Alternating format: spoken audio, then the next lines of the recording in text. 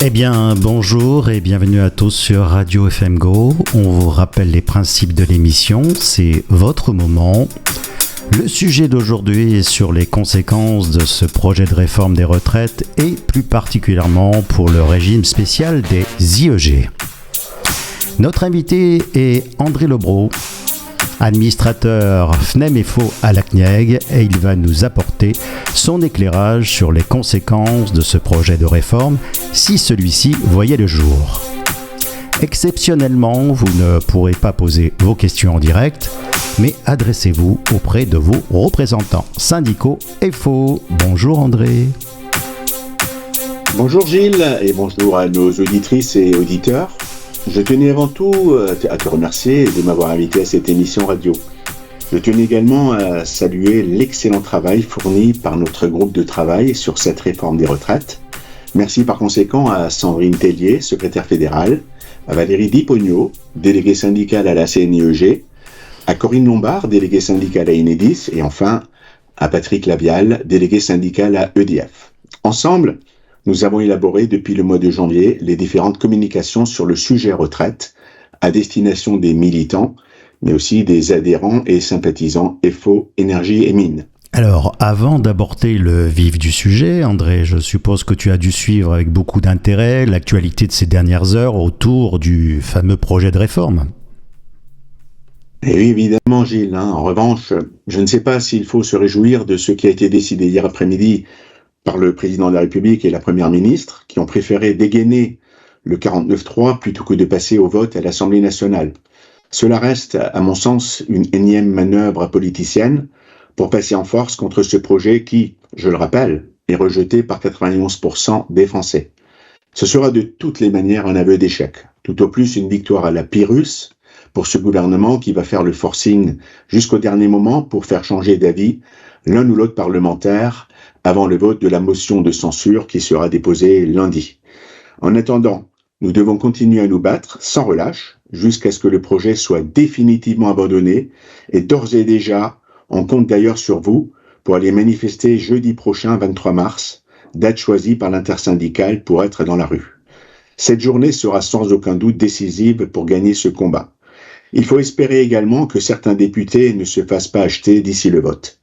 Je crois en tout cas que la journée d'hier est à marquer dans les annales de la cacophonie, et si jamais la motion de censure venait à être rejetée, on se retrouverait avec un texte adopté sans avoir été voté. La démocratie bafouée en quelque sorte.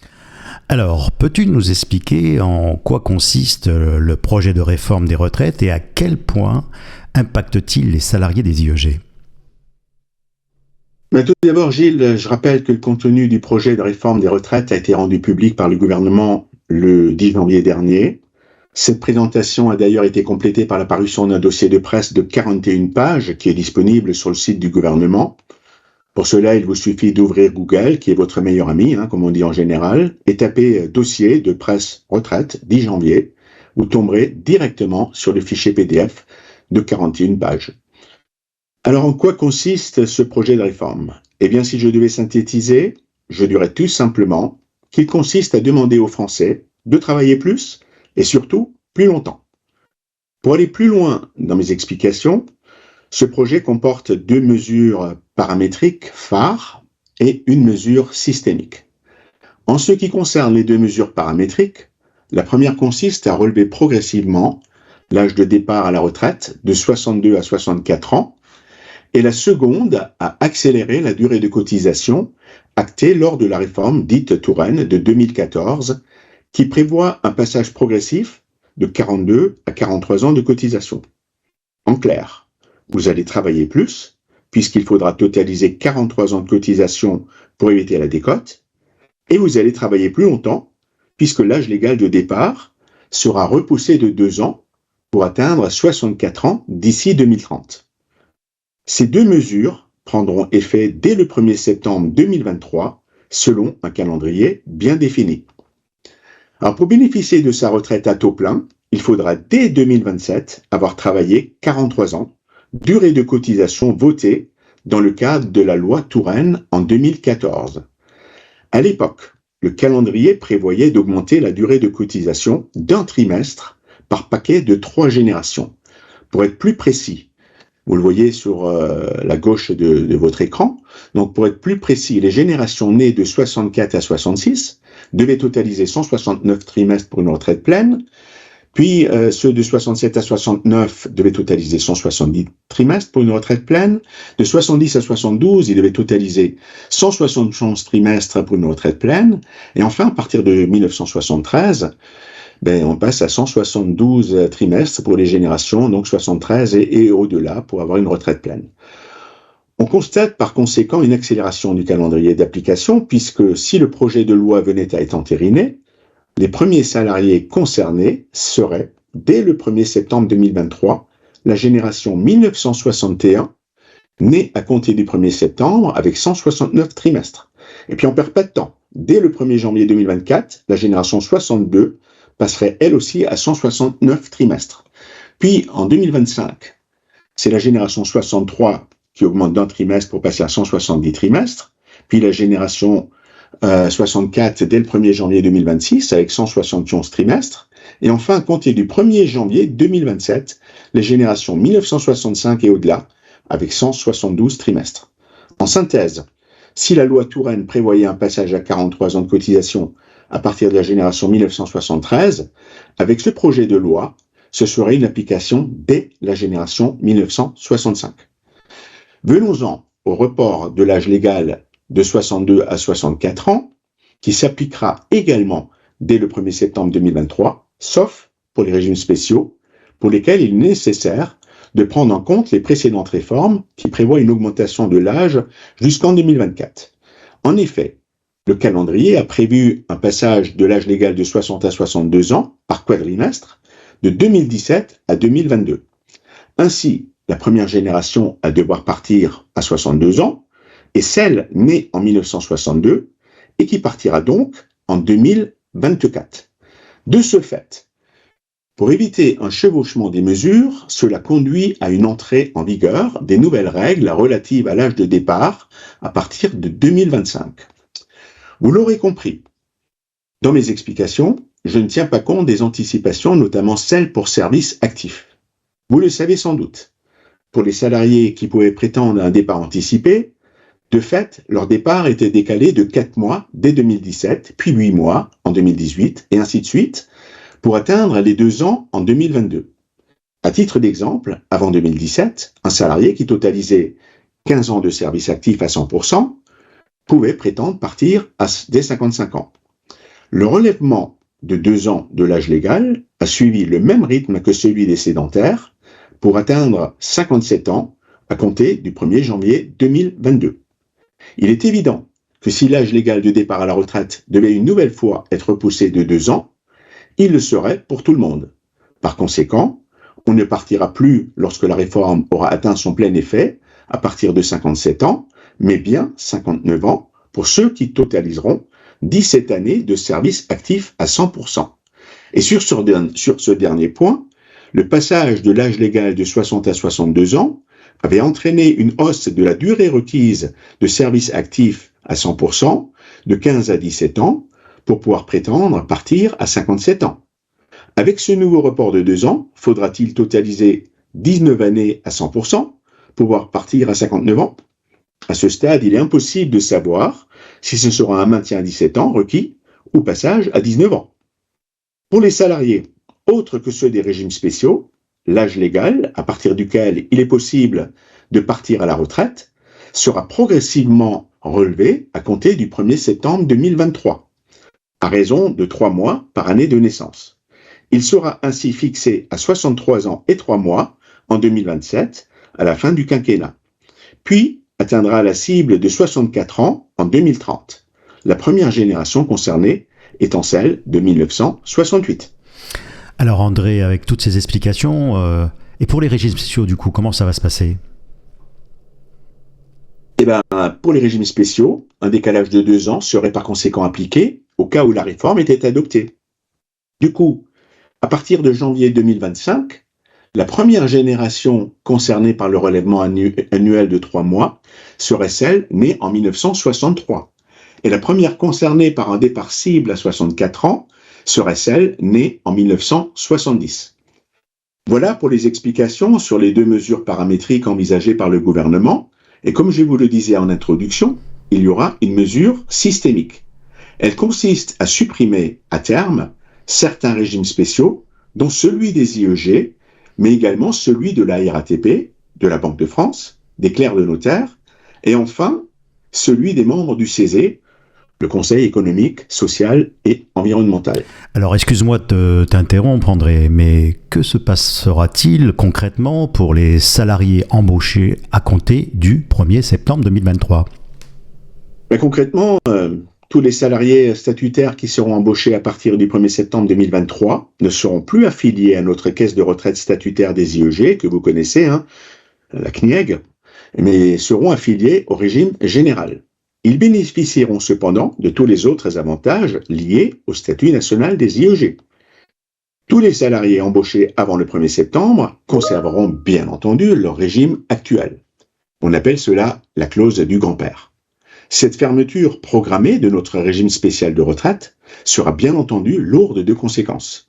Quid du financement futur de la caisse ? À l'instar des 41 autres régimes de retraite, il s'agit d'un régime par répartition, c'est-à-dire que ce sont les actifs, via les cotisations salariés et employeurs, qui financent les pensions de nos retraités. Dans le jargon de la CNIEG, un retraité est appelé un pensionné et un salarié est appelé un affilié. Au fur et à mesure, le nombre d'affiliés va inlassablement diminuer d'année en année. Si l'équilibre du système n'est plus assuré en raison de la dégradation du rapport démographique du fait de la diminution du nombre de cotisants, nous serons rapidement confrontés à des problèmes de financement. À ce stade, rien n'est précisé sur la façon dont sera financé notre régime à l'avenir. Les conséquences financières pour notre régime de cette affiliation des nouveaux salariés au régime général relèveront des lois financières pour 2024. En clair, cela sera discuté dès la rentrée dans le cadre du projet de loi de finances de la Sécurité sociale pour 2024. Enfin, pour conclure sur cette première question, le projet prévoit d'adapter le dispositif de carrière longue pour qu'aucune personne ne soit obligée de travailler plus de 44 ans. Ceux qui ont commencé avant 16 ans pourront partir dès 58 ans, entre 16 et 18 ans à partir de 60 ans, et entre 18 et 20 ans à partir de 62 ans. Le tout en ayant bien évidemment totalisé le nombre de trimestres requis pour leur génération. On note aussi qu'un amendement a été adopté en cours de route, ouvrant la possibilité de partir plus tôt pour les salariés ayant cotisé un certain nombre de trimestres avant les 21 ans.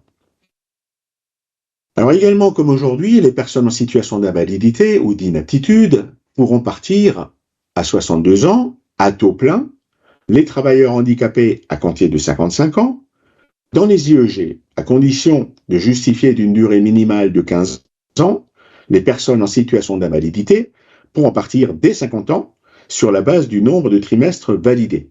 En revanche, il ne sera pas appliqué de décote en cas de trimestre manquant. Quant aux salariés ayant subi un accident du travail ou une maladie professionnelle, ils pourront, sous condition, partir à la retraite 2 ans avant l'âge légal.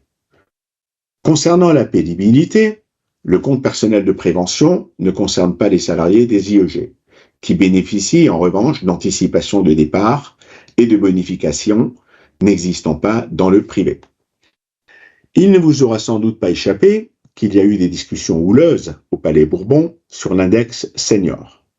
Selon l'article 2 du projet de loi, les entreprises de plus de 50 salariés pourraient avoir l'obligation de publier des indicateurs relatifs à leur taux d'emploi de salariés seniors d'ici à juillet 2024. Le gouvernement a subi un premier revers puisque l'index senior a été rejeté en première lecture par l'Assemblée, mais rétabli au Sénat. Visiblement, la commission mixte paritaire a dû confirmer cette intégration. Alors, pour poursuivre, André, notre régime spécial est régulièrement pointé du doigt par les médias sous le prétexte que nous coûtons à la nation. Et les salariés des IEG subissent au quotidien ces allégations. Peux-tu nous dire ce qu'il en est réellement ?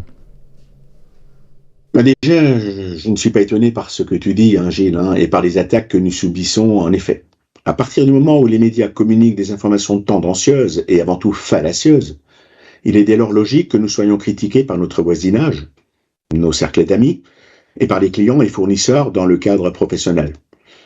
Je rajouterais qu'on a la fâcheuse habitude dans notre pays de casser, voire de démolir ce qui fonctionne bien, et plutôt que de s'en inspirer pour le développer à grande échelle, on préfère le montrer du doigt et mettre fin à des pseudo-avantages. Je dis pseudo-avantages parce que, en réalité, la vérité est tout autre.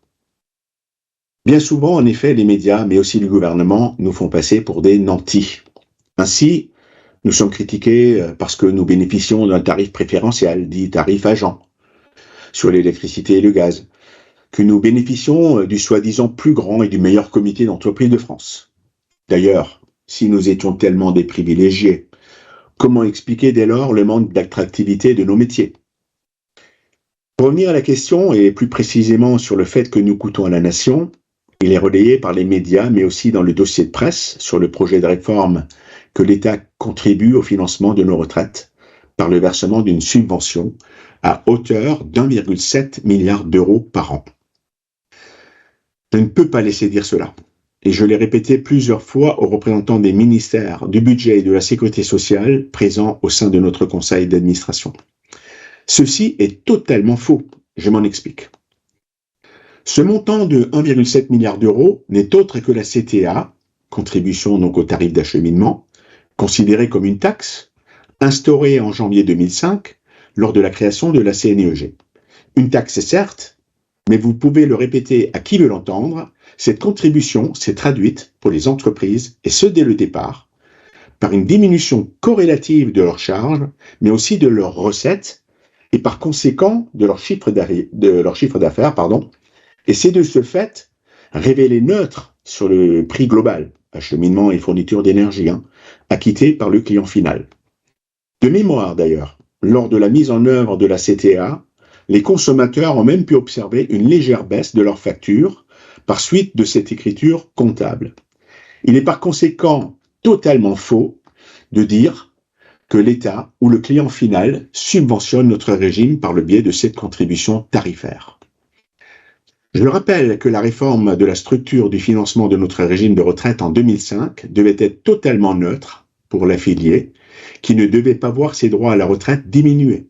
Pour l'État, qui n'intervient pas dans le financement du régime de retraite des IEG, pour le client final, qui ne devait pas voir augmenter sa facture d'énergie, et enfin, pour les nouveaux acteurs du marché de l'énergie, qui ne devaient pas être pénalisés en finançant les droits à la retraite acquis par le personnel des sociétés historiques avant l'ouverture du marché de l'énergie. Cette mise au point étant faite, que dit par ailleurs le dossier de presse au sujet des régimes spéciaux qui sont concernés par la fermeture? Il est dit en titre « Une réforme d'équité pour des régimes qui ne sont plus justifiés ». Tiens donc. Ensuite, il est dit, pour justifier leur fermeture, que créés avant-guerre, les régimes spéciaux ont été maintenus provisoirement lors de la création de la sécurité sociale. Ces régimes ne sont plus justifiés aux yeux des Français et les âges dérogatoires de départ, 52 ans ou 57 ans, ne sont plus adaptés à la réalité de ces métiers.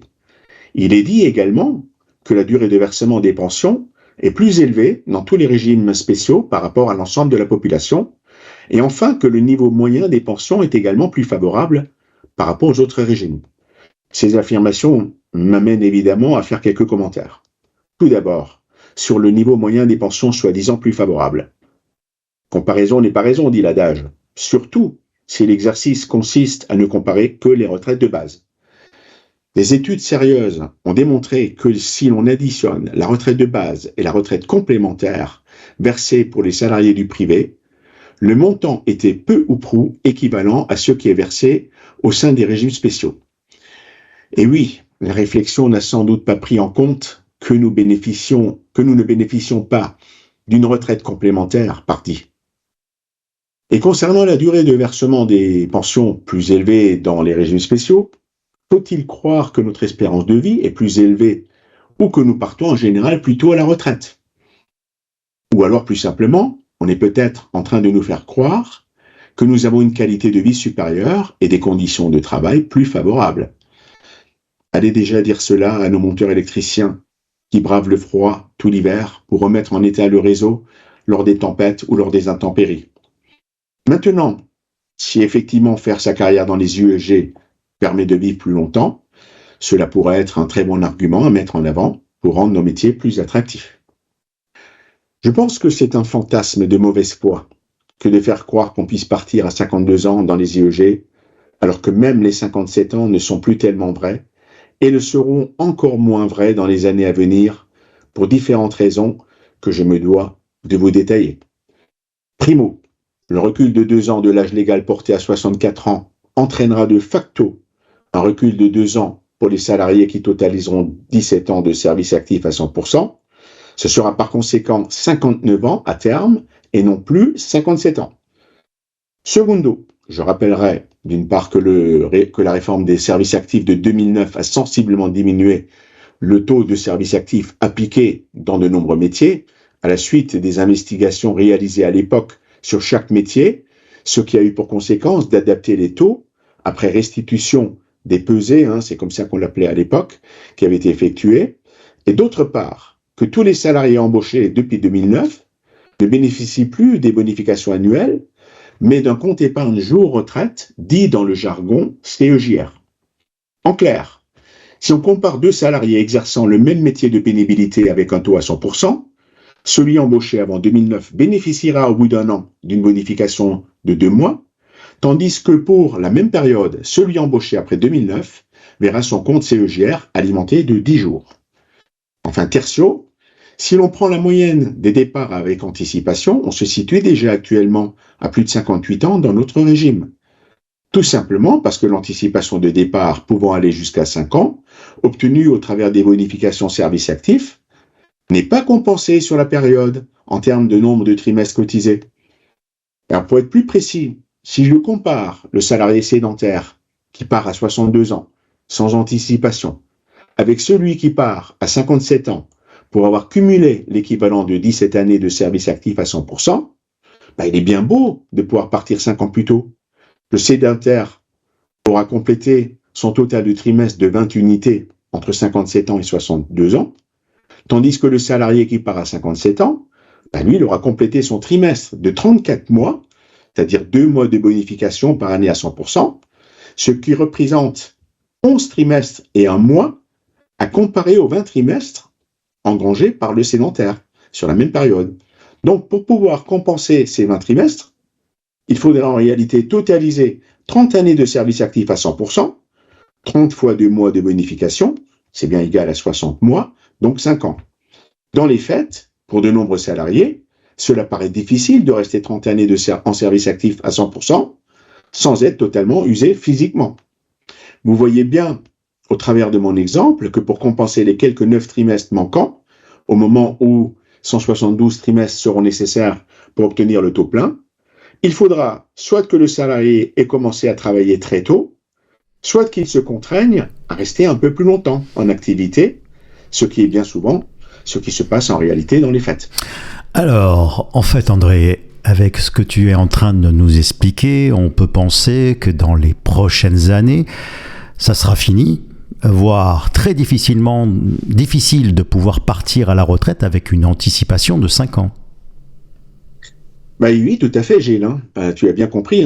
On voit bien, en effet, que nous convergeons de plus en plus vers ce qui se passe au sein du régime général. En 2021, sans anticipation, on partait à la retraite au sein des IEG à 62,9 ans en moyenne et à plus de 58 ans en moyenne quand il y a une anticipation. Dès lors, se pose la question de l'intérêt des 2 mesures paramétriques de relèvement de l'âge de départ et de l'accélération de la loi Touraine de 2014, consistant à passer donc de 42 années de cotisation à 43 ans dès 2027. Je ne parle même pas de la mesure systémique, consistant à supprimer notre régime spécial de retraite. Cela n'a aucun sens, dans la mesure où notre régime ne coûte aucun centime, ni à l'État, ni au client final. Je le rappelle, notre régime est non seulement à l'équilibre, mais de plus dégage des excédents de trésorerie par le biais de la CTA. Voilà pour les éléments de réponse, certes un peu longs, que je peux apporter à ta seconde question. Non, mais c'est très bien, c'est très complet. Merci André. Alors la clause du grand-père n'est pas pour le moment remise en question. Enfin, voilà, c'est ce qu'on dit aujourd'hui. Il s'avère donc que les salariés actuels continueraient de bénéficier des dispositions particulières de notre statut. Peux-tu nous expliquer la différence entre les départs anticipés aux IEG et les dispositions existantes en la matière au régime général ? Déjà, c'est en effet une bonne nouvelle pour les quelques 135 000 salariés statutaires des IEG, mais ce n'est pas pour autant que nous devons pas nous battre. Bien au contraire, contre ce projet de retraite néfaste et de loin pas justifié, selon moi. En effet, la vigilance doit être de mise, car des voix se sont élevées visant à supprimer la clause du grand-père et appliquer de facto la suppression immédiate de notre régime de retraite. Des projections financières annoncées dans le dossier de presse de l'ordre de 12 milliards d'euros à horizon 2030 ne sont pas aussi alarmistes que ça. Concernant la question, je ne suis pas sûr de maîtriser parfaitement les dispositions d'anticipation pratiquées au sein du régime général, même si j'en connais un petit rayon quand même. Donc par conséquent, je vais avant tout m'atteler à vous détailler celles existantes et celles qui ont déjà disparu ou en voie de l'être au sein de notre régime et qui concernent par conséquent plus particulièrement les salariés des IEG. Alors à ma connaissance, il existe 4 sortes d'anticipation au sein de notre régime. Celles liées à la pénibilité, celles liées aux carrières longues, celles liées à la famille et enfin celles liées à l'état de santé, c'est-à-dire AT-MP, comme accident de travail, maladie professionnelle, handicap et invalidité. Commençons par la pénibilité. Comme vous le savez, un virage important a eu lieu dans nos entreprises en 2009 à l'initiative des employeurs de la branche.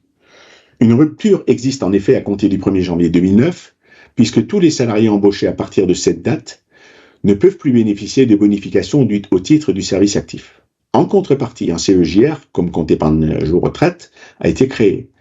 Ce compte est alimenté annuellement avec un plafond de 10 jours, lorsque le salarié a occupé durant toute l'année un emploi classé en service actif à 100%. En cas de taux à 50% par exemple, le compte est alimenté de 5 jours. Je rappelle que notre fédération n'était pas signataire de cet accord.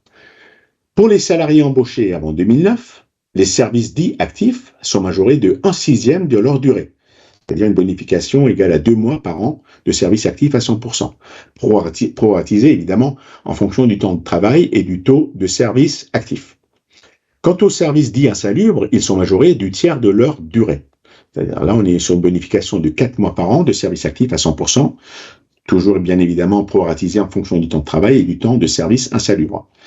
Concernant l'anticipation, un relèvement de la durée minimale de service et de la durée de service actif, insalubre et militaire, a été effectué avec une progression de 4 mois, passant donc de 15 ans à 17 ans, sur la période de 2017 à 2022.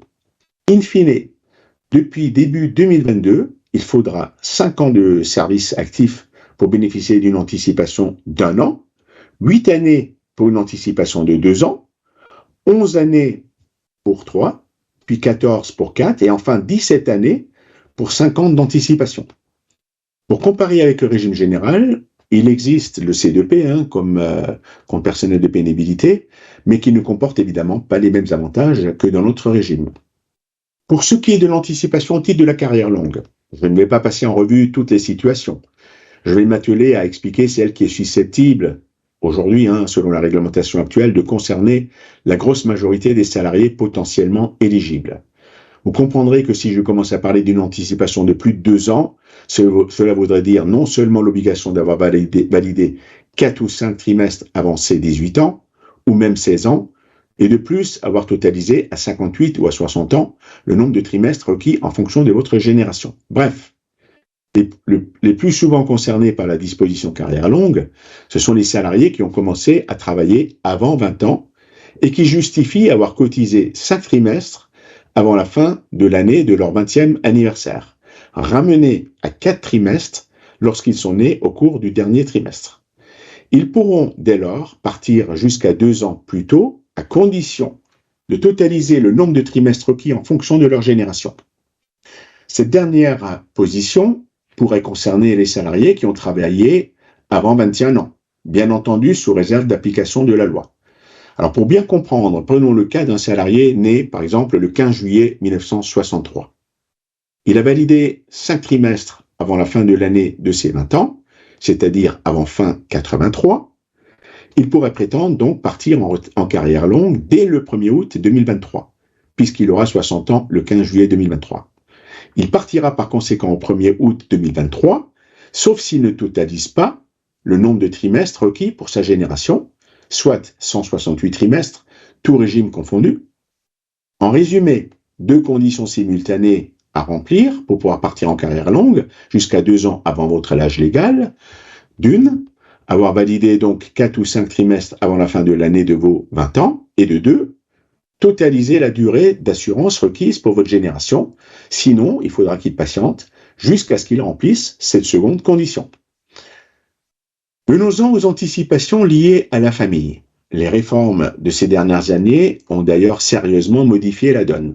Ainsi, il existait jusqu'à peu de temps en arrière 4 possibilités de partir à la retraite avant l'âge légal au titre de la situation familiale.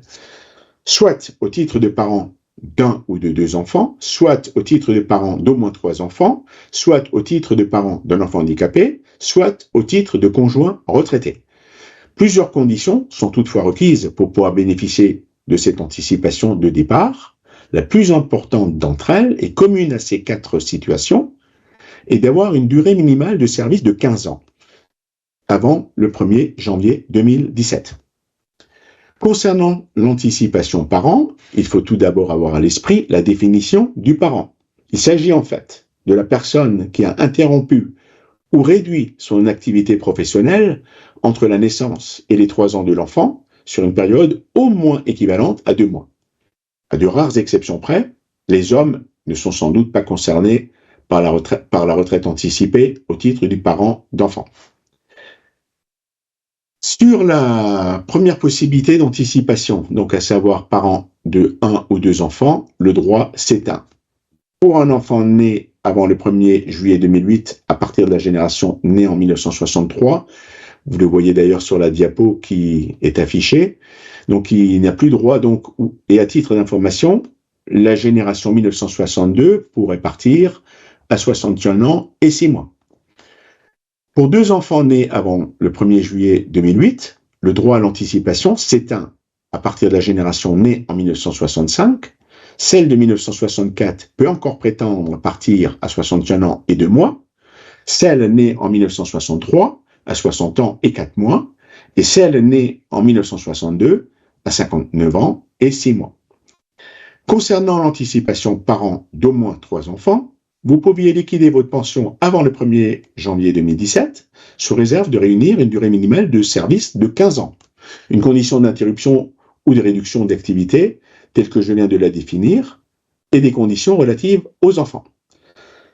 Malheureusement, le 4e alinéa de l'article 16 de l'annexe 3 du statut national, qui prévoyait la possibilité pour les parents de 3 enfants de demander la liquidation de leur pension par anticipation, a été définitivement supprimé au 1er janvier 2017. Concernant l'anticipation parent d'un enfant handicapé, vous pouvez, sans condition d'âge, demander la liquidation de votre retraite sous réserve de réunir cumulativement et à la date de liquidation les conditions relatives à votre enfant.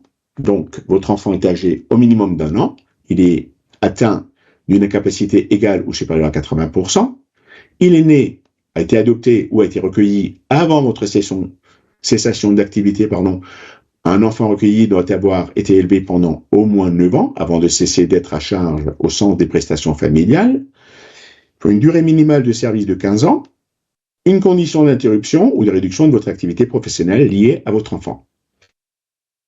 Enfin, concernant l'anticipation conjoint retraité, vous ne pouvez plus y prétendre si vous êtes né à compter du 1er juillet 1959. Après avoir passé donc en revue les anticipations liées à la pénibilité, puis aux carrières longues, puis à la famille, il me reste à évoquer les anticipations liées à la santé. Sur ce point, 4 situations existent également. Elles concernent les victimes d'un accident du travail ou d'une maladie professionnelle, les personnes en situation de longue maladie ou inaptes à tout poste, les personnes en situation de handicap et aussi donc les conjoints d'une personne atteinte d'une infirmité ou d'une maladie incurable. Je tiens avant tout à vous rassurer, puisque je ne vais pas rentrer dans le détail des explications concernant ces anticipations. Déjà que la réglementation est relativement complexe, et je risque rapidement de perdre votre attention. J'invite les personnes concernées par ces situations à prendre contact avec les services de la Caisse. Après étude minutieuse de votre dossier, ils sauront vous conseiller avec beaucoup de professionnalisme, j'en suis convaincu. En résumé, sachez que les dispositifs d'anticipation existants donc au sein des IEG ne sont pas toujours identiques au sein du régime général, hormis peut-être les carrières longues. Alors, d'après les renseignements riches que tu viens de nous apporter, pouvons-nous considérer qu'il y a 2 périodes, les agents souhaitant partir avant le 1er janvier 2025 et ceux qui partiraient après cette date? Ben oui, clairement.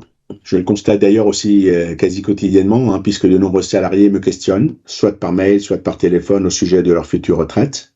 Les questions émanent de salariés qui sont relativement proches du départ ou qui ont une DOD, ce qu'on appelle dans le jargon date d'ouverture des droits, à moins de 3 ans.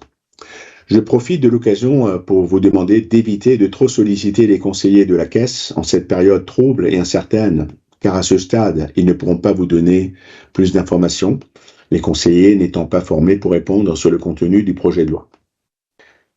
Je souhaite avant tout rassurer ceux qui ont une DOD, date d'ouverture donc des droits, avant fin 2024, rassurer également ceux qui totaliseront 44 ans de cotisation avant l'entrée en vigueur de la réforme, si bien entendu la loi venait à être votée, et surtout mise en application, ces personnes-là ne seront pas concernées par la réforme. Comme je le disais un peu plus tôt, la mesure paramétrique de relèvement d'âge de 62 à 64 ans ne sera appliquée aux salariés des IEG qu'à compter de 2025.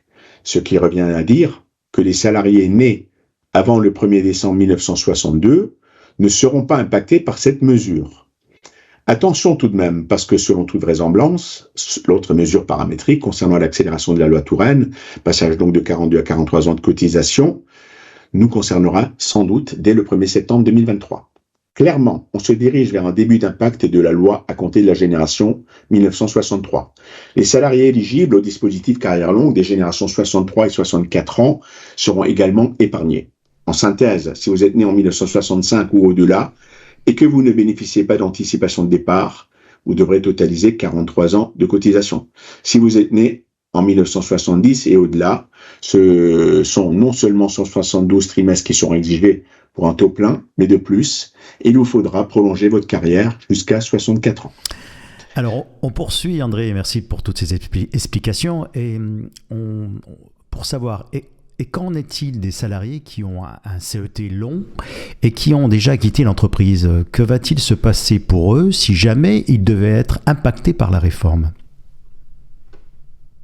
C'est une très bonne question en effet, je dirais pas de panique, parce que d'après ce que je crois savoir, il semblerait que les employeurs ne soient pas trop enclins à vouloir faire revenir les salariés déjà en congé avant retraite. Pour combler le ou les quelques 2 voire 3 trimestres manquants dus au report de la DOD, à la suite de l'impact éventuel de la mesure paramétrique de report de l'âge légal, il sera proposé un dispositif de congé. Alors il serait proposé un dispositif de congé fin de carrière sur la base du volontariat, bien entendu. En tout état de cause, j'invite les salariés qui seraient confrontés à cette situation de prendre contact directement avec leur service RH. En tout cas, n'appelez pas la CNIEG à ce sujet parce que les conseillers seraient dans la capacité de vous répondre, étant entendu qu'il s'agit avant tout d'un problème à régler avec votre employeur. Bien noté. André, devons-nous aussi avoir de réelles inquiétudes quant à la pérennité des financements de notre régime?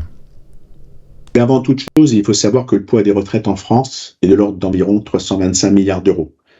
Que les régimes spéciaux coûtent environ 25 milliards et que notre régime coûte un peu plus de 5 milliards annuellement. Donc avant de répondre à la question, je voulais d'abord vous exposer quelques éléments statistiques de notre caisse de retraite. Je m'attarderai ensuite sur les particularités de son financement. Puis je répondrai à la question. Donc à fin 2021, nous comptions 135 497 cotisants pour un âge moyen de nos salariés de 42,3 ans. Concernant les pensionnés de droit direct, ils étaient 136 955 avec un âge moyen de 71,3 ans. Quant aux pensionnés de droit direct, c'est-à-dire les veuves et les veufs, ils étaient 39 174 pour un âge moyen de 80,2 ans. En 2021, 3 697 salariés sont partis à la retraite avec une moyenne d'âge de départ de 60 ans tout rond.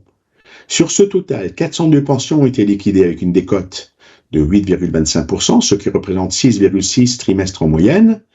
Ces pensions avec décote représentent près de 11% des départs. Inversement, 690 pensions ont été liquidées avec une surcote de 10,75% en moyenne, ce qui représente 8,6 trimestres. Ces pensions avec décote représentent près de 19% des départs. Voilà, donc il est intéressant d'ailleurs de faire une analyse encore plus fine de ces départs. Ainsi, sur ces 3 697 départs en 2021, 47% des salariés sont partis avec une anticipation liée service actif, avec une moyenne d'âge donc de départ de 58 ans. 10% des salariés sont partis avec une anticipation liée aux enfants, avec une moyenne d'âge de départ de 59,3 ans. 7% des salariés sont partis avec une anticipation liée à la maladie ou aux carrières longues, avec une moyenne de départ à 59,3 ans. Enfin, 35% des salariés, donc un peu plus du tiers, sont partis sans anticipation avec une moyenne de départ de 62,9 ans. Alors, un petit mot également sur l'évolution de l'âge moyen à l'entrée dans le régime des IEG. Si dans les années 80, on y entrait encore relativement tôt, entre 21 et 24 ans en moyenne, l'âge moyen n'a cessé d'augmenter depuis, pour atteindre depuis 5 ans maintenant les 30 ans. Alors rentrer plus tard dans nos entreprises, ça risque de contraindre de nombreux salariés à rester plus longtemps en activité pour pouvoir partir avec une meilleure retraite. Mais question pertinente effectivement, puisque nul besoin de faire un dessin, tu l'as bien compris. Les salariés vont devoir naturellement repousser l'âge de leur départ à la retraite. Avec 172 trimestres exigés dès la génération 1965, il ne me semble dès lors pas nécessaire de relever l'âge légal de départ à 64 ans. Cela se fera naturellement pour bon nombre de salariés. Je voulais aussi vous dire que la branche professionnelle des IEG compte au total 156 entreprises. Un petit zoom maintenant sur la situation démographique de notre régime pour constater que le nombre de pensionnés augmente. Ils étaient 136 955 à fin 2021, à comparer par exemple à 2005 où ils n'étaient que 103 909. Ceci parce que les générations 1950 à 1960, embauchées massivement dans les années 75-80 dans le cadre du développement du parc nucléaire, sont pour la majorité parties à la retraite. Des embauches plus nombreuses pour le remplacement de ces départs en retraite ont été observées entre 2010 et 2015, mais les embauches ont diminué depuis. Le nombre de cotisants est donc en lente diminution, 135 497 cotisants fin 2021, à comparer à 144 785 fin 2005. À la fin des années 60, il y avait à peine 60 000 retraités, comparé aux plus de 130 000 cotisants à l'époque, avec par conséquent un rapport démographique qui était supérieur à 2. En revanche, depuis le milieu des années 80, le ratio démographique du régime spécial des IEG n'a cessé de se dégrader. Si on ne tient compte que des pensionnés de droit direct, il est actuellement à 0,99, c'est-à-dire que pour financer 100 pensions de droit direct, il y a 99 cotisants. La barre historique du 1 pour 1 a d'ailleurs été franchie en 2020. Le rapport démographique droit direct et droit dérivé, ou indirect si vous préférez, correspond à l'ensemble des cotisants, rapportés à l'ensemble des pensionnés de droit direct et compté pour moitié des pensions de droit dérivé. La pension de réversion est donc à 50%, et comme vous le savez, les pensions d'orphelins sont versées jusqu'au 21e anniversaire de l'enfant et sont de l'ordre de 10%. Alors, si l'on tient compte de ces droits dérivés, le ratio est actuellement à 0,87. Et le seuil du 1 pour 1 a d'ailleurs été franchi en 2014. Donc, en dépit de la dérive de ces deux ratios, le régime spécial reste pour autant contributeur au dispositif de compensation démographique, 34,7 millions d'euros en 2021. Et pour mémoire, entre 2013 et 2017, nous avons été contributeurs pour les régimes déficitaires de l'ordre de 600 millions d'euros sur la période. Ceci démontre bien que notre régime reste en bonne santé financière et qu'il n'y a par conséquent aucune raison de vouloir y mettre fin. Venons-en maintenant au financement de notre régime. Jusqu'en 2004, le financement du régime spécial était assuré par une cotisation salariale fixée par décret à 7,85% de la rémunération hors prime et par une cotisation d'équilibre acquittée par les employeurs de la branche, et dont le taux évoluait chaque année pour financer les charges annuelles du régime. 63,79% des rémunérations hors prime en 2004. En clair, pour 1 000 € de salaire versés à l'époque, en 2004, le service des pensions IEG, entité commune à EDF et GDF, bénéficiait de 78,5 € pour la cotisation salariale et de 637,9 € pour la contribution de l'employeur, soit au total 716,40 €. Ensuite, au début des années 2000, il est apparu que le financement du régime spécial des IEG devait évoluer en raison des directives européennes liées à l'ouverture à la concurrence, des marchés du gaz et de l'électricité, et l'application du statut des IEG à de nouveaux acteurs qui imposent la séparation financière, comptable et en gestion des entreprises EDF et Gaz de France, avec leur entité commune gérant les retraites, donc à l'époque, savoir IEG Pension. D'ailleurs, ça me fait faire un tout petit commentaire. Je suis pas sûr qu'il y ait des salariés d'autres acteurs de l'énergie sont venus nous rejoindre depuis 2004.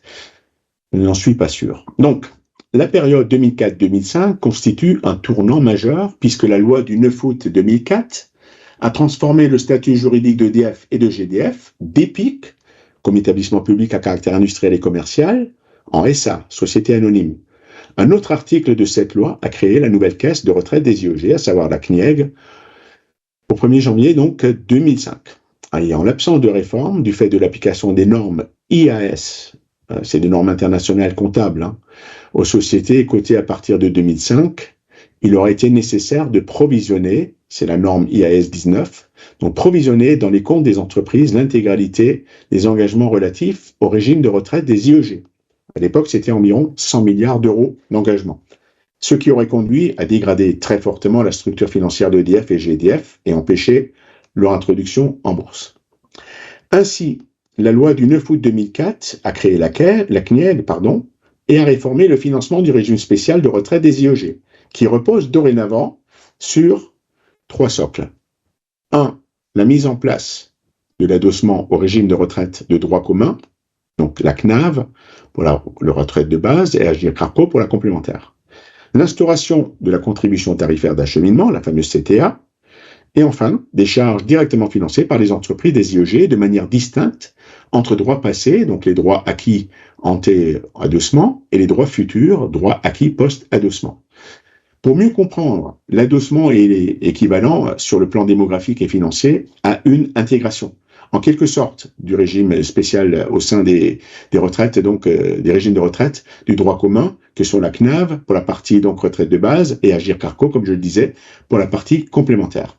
Seule différence par rapport à une intégration, le maintien du régime spécial adossé pour les assurés et retraités.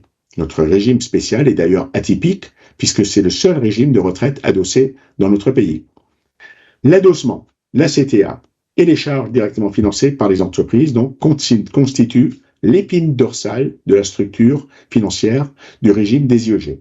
Voyons dans le détail ces 3 éléments.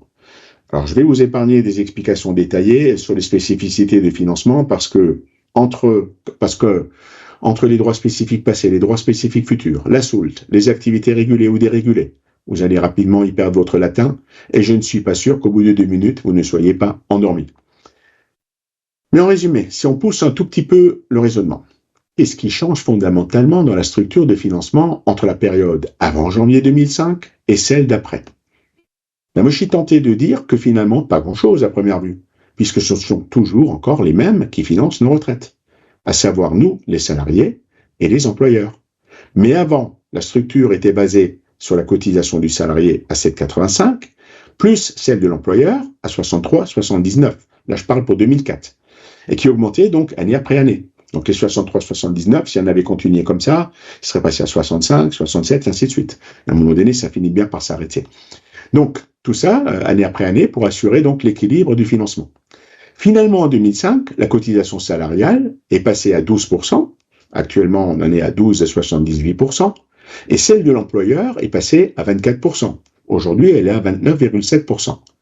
Eh bien, vous allez me dire, il y a un déséquilibre. Le compte n'y est pas. En effet, si en 2004, le total des cotisations était de 63,79 plus 7,85, donc 71,64, aujourd'hui, avec 29,73 et 12,78, cela fait bien 42,51. À cela, il faut rajouter la cotisation régime spécial de 5,62 versée par les employeurs. Mais le compte n'y est toujours pas. Entre les 71,64 de 2004 et les 48,13 finalement de 2022, il y a encore un écart de près de 24%. Alors André, mais pour bien comprendre, qui finance les différences pour équilibrer le paiement de nos retraites alors? Eh bien, il n'y a pas de miracle. Ce n'est pas le Saint-Esprit, ce n'est pas l'État, ni le client qui apporte cette contribution. C'est bien la CTA, créée à partir de 2005, qui vient apporter le financement manquant. J'ai volontairement souhaité schématiser avec simplicité pour que chacun comprenne que nous autofinançons notre régime spécial de retraite aussi bien pour la part adossée, équivalente au régime de droit commun, que pour la part des droits spécifiques. En fait, avec la CTA, on a diminué le chiffre d'affaires des entreprises de la valeur équivalente à cette taxe. Du coup, cela a été une opération totalement neutre pour le client final.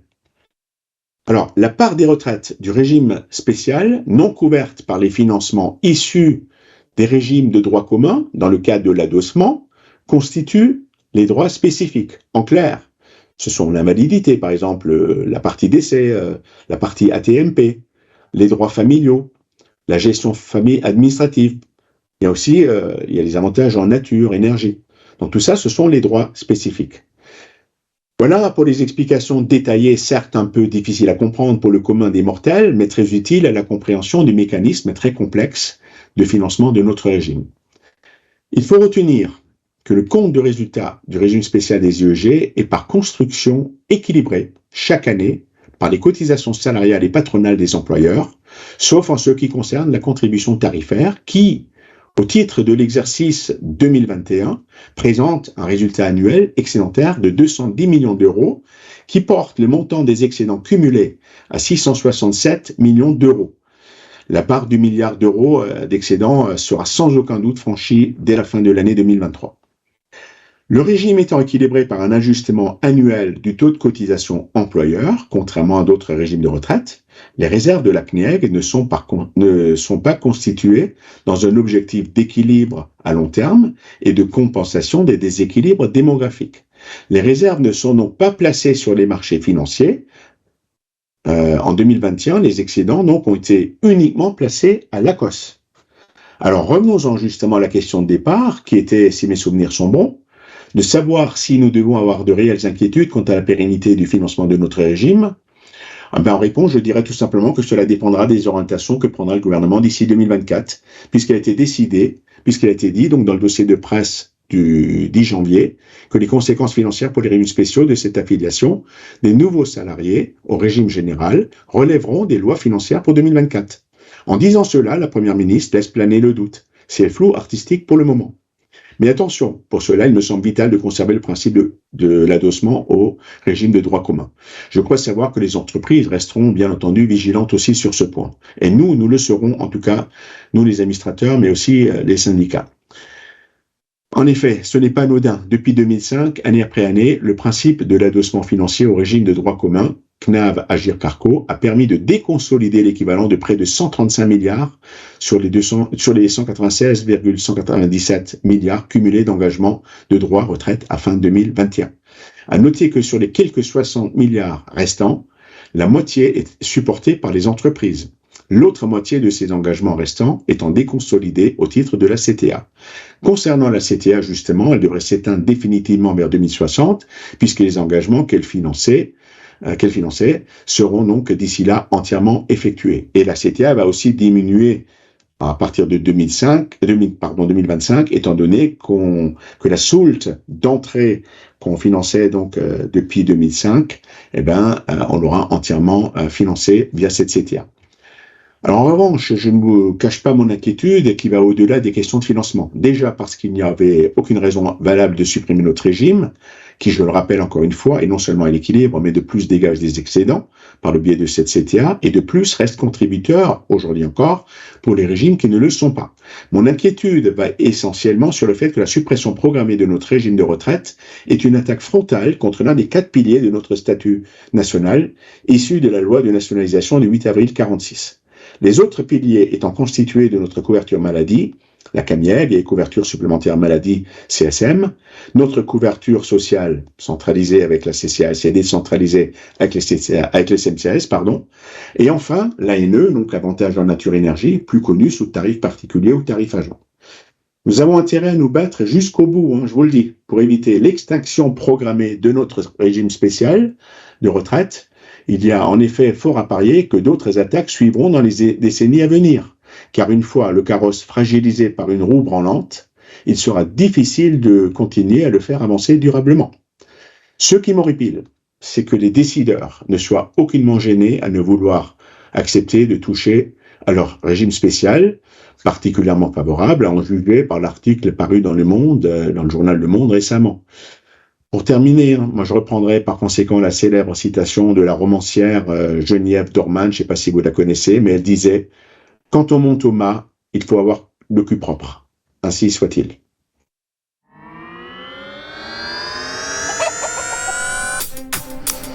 Eh bien, merci André, l'émission touche à sa fin. On vous remercie pour votre participation.